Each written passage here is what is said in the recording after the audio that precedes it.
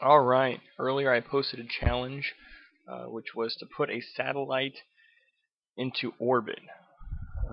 And that's not terribly challenging. It's pretty tricky. You have to hit orbit and whatnot. But this video is one attempt I made of getting a satellite to escape velocity and then returning to Earth. And so this is one of my attempts. Right there, just firing off there is 18 solid boosters. It takes that many just to get it off the ground. And right now 9 solid boosters are firing, and I'm actually decelerating. Still going up in the air, but I'm still decelerating. The rocket is very, very large, just because, well, as you zoom out, you'll see more of it. It takes a lot to get it all up there, and then you still have to have something to return with.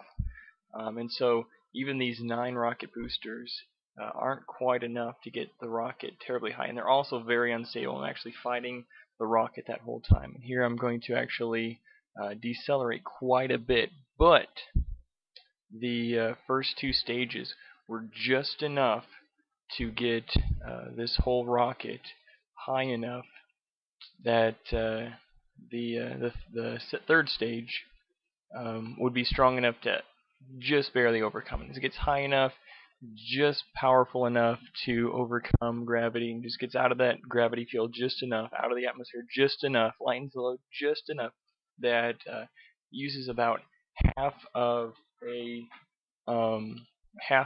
tank just to start accelerating again. And so it's just barely now accelerating now. We're still going up, but it's a very big rocket.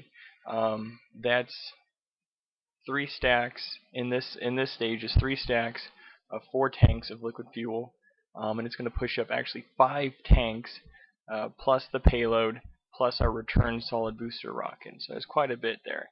And the goal of this rocket, or this stage, each stage has a specific goal.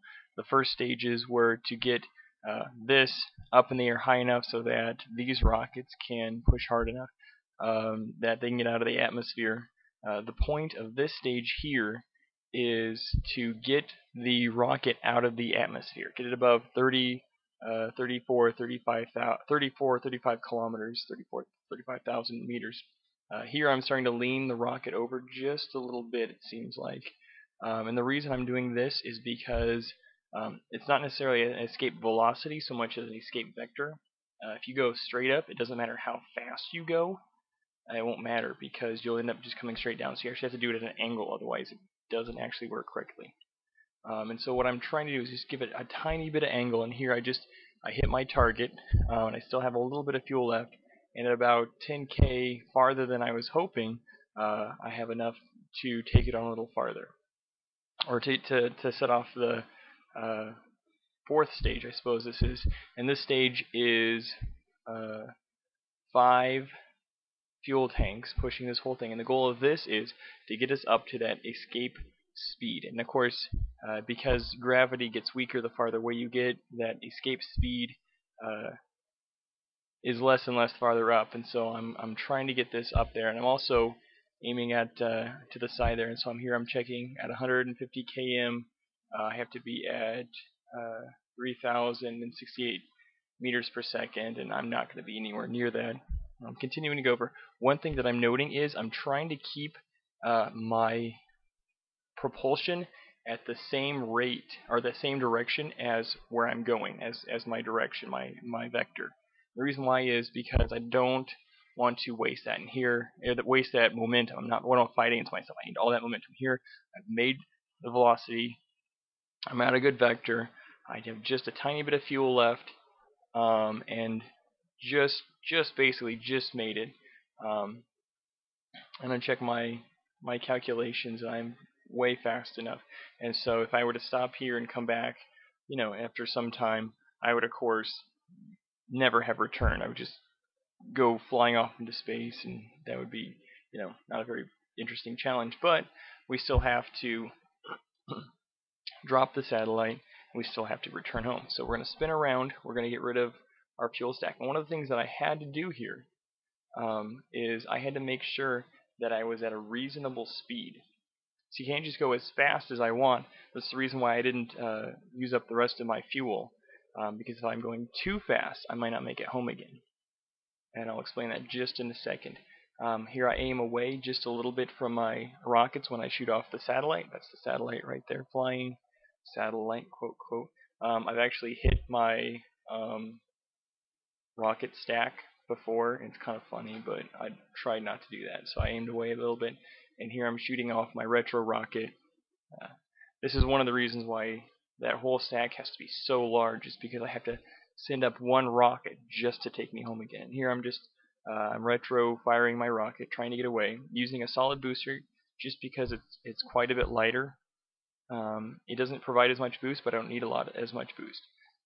Here I'm checking my numbers, and what I have to do is, when I'm going up, I have to go away from the Earth at a speed fast enough for escape, but when I return, I want to be at a speed low enough that I'm not going to end up in orbit, because right now I'm just coasting.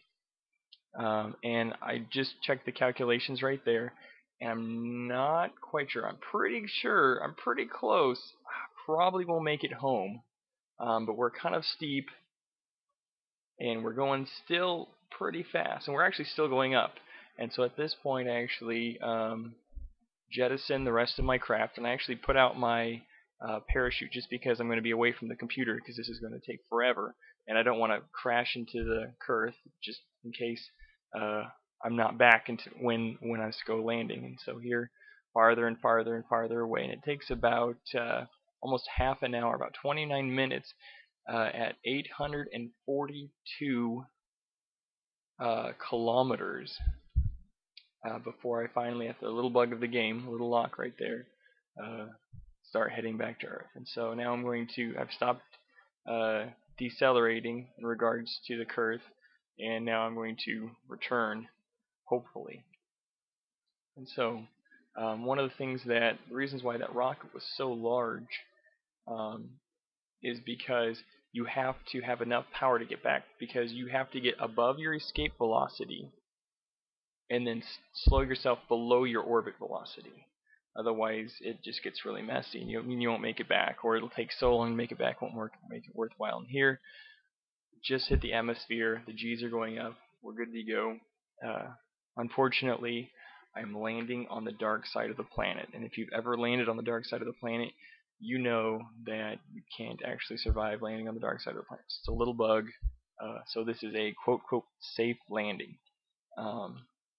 This took quite a few tries just to get up high enough, to get enough power to get the right combination of rockets. A lot of times when you stack a bunch of solid booster rockets, they like to overheat each other and burn up, and so getting 18 rockets going at the same time was quite a challenge.